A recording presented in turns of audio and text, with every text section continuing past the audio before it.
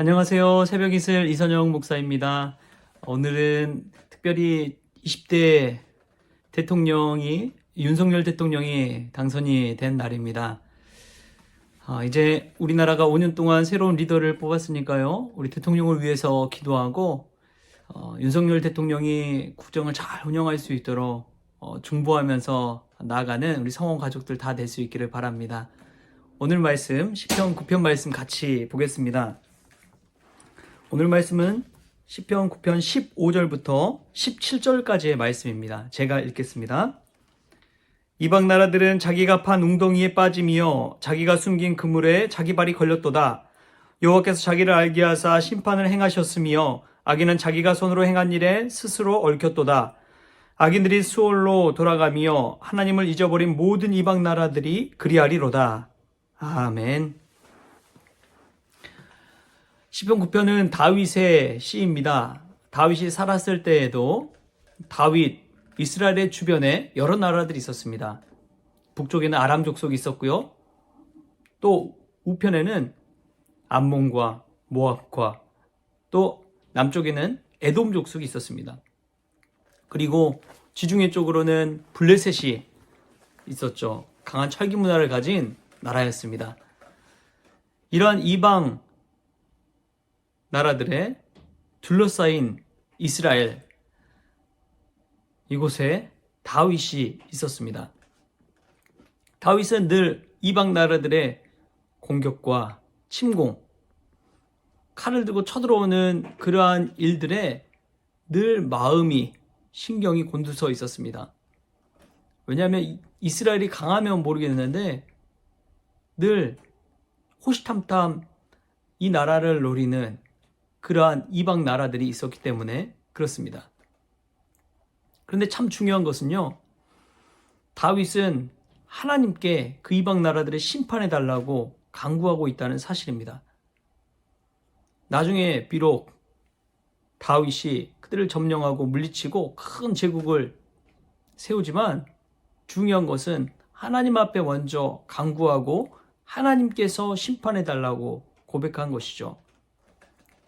믿는 사람들은 누군가에 대한 분노, 원한, 복수, 보복 이런 거를 하더라도 먼저 하나님께 구해야 합니다.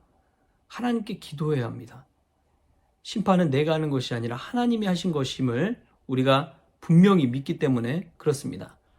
하나님께서 행하셔야지 내가 했다가는 분명히 자기의 올무에 자기가 빠지고 맙니다. 왜냐하면 자기가 생각하는 대로 판단하고요. 판단하는 대로 판단받기 때문에 그렇습니다. 내가 누군가에게 악을 끼치면 그 악이 그대로 나에게 돌아오기 때문에 그렇습니다. 오늘 말씀 다윗은 그 사실을 분명히 알았습니다. 그래서 15절에 이렇게 고백합니다. 이방 나라들은 자기가 판 웅덩이에 빠지며 자기가 숨긴 그물에 자기 발이 걸렸도다.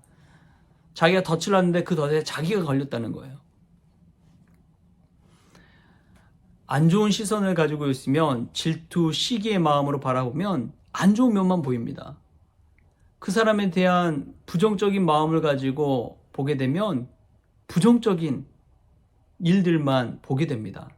이 사람의 마음이에요. 목회자들도 마찬가지입니다. 우리 성도들이 와서 은혜 받기 위해서는 목회자의 흠이나 인간적인 것들을 바라보기보다 하나님의 말씀을 바라보십시오.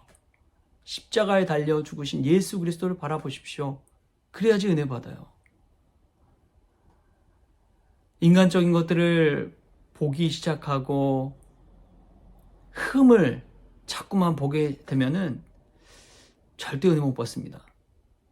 정말 그렇더라고요. 나중에 정말 비참해져요. 교회에 와서 하나님을 바라봐야지, 십자가에 달려 나를 위해 죽으신 예수님을 바라봐야지, 인간적인 것들을 바라보기 시작하고 의지하기 시작하면 넘어지기 시작합니다. 시험에 들기 쉽습니다.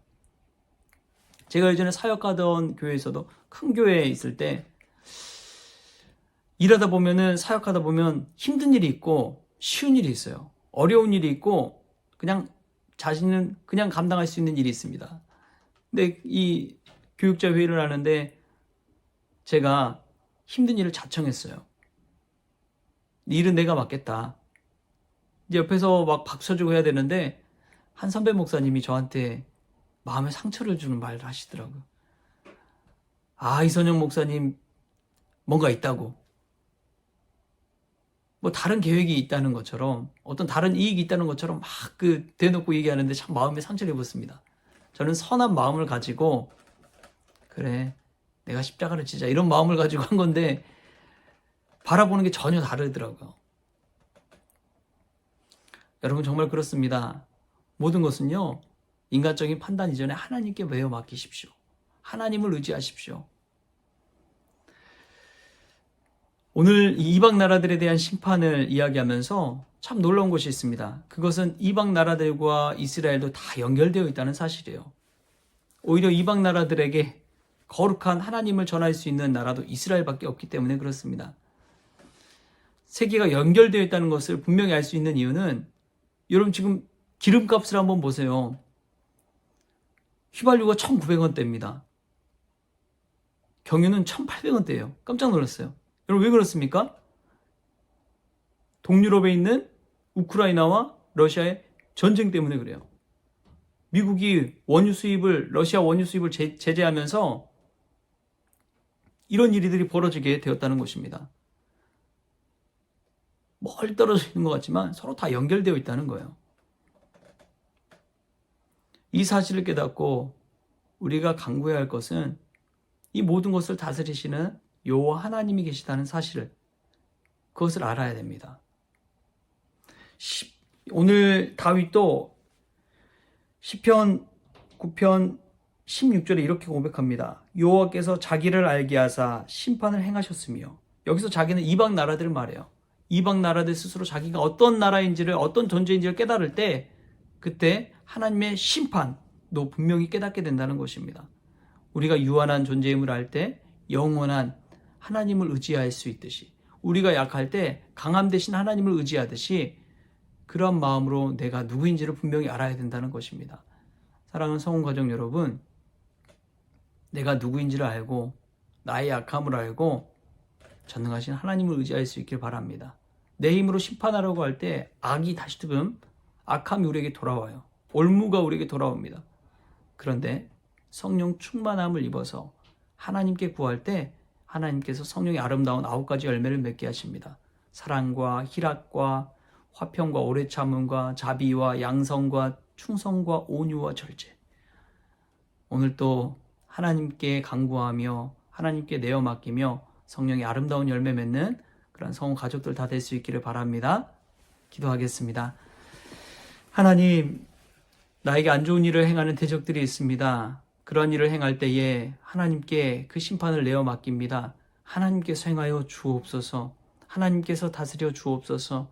그리하여 온전히 하나님만을 의지할 때 다윗의 모든 이방 나라들을 주님께서 주장하여 주신 것처럼 저희들의 모든 대적들을 주님께서 다스려 주옵소서. 하나님, 그리하여 내 스스로가 악함을 꾀하고 행하기보다 오직 성령 충만함을 입어 아름다운 성령의 열매 맺는 그런 인생 되어지게 하여 주옵소서. 특별히 20대 윤석열 대통령을 주님께서 세워주셨사오니 지와 명철을 더하여 주시고 이후에 나라를 이끌어내 부정 없도록 주님께서 주장하여 주옵소서. 감사하며 예수님의 이름으로 기도합니다. 아멘. 오늘도 주님과 동행하는 복된 날 될 수 있기를 바랍니다.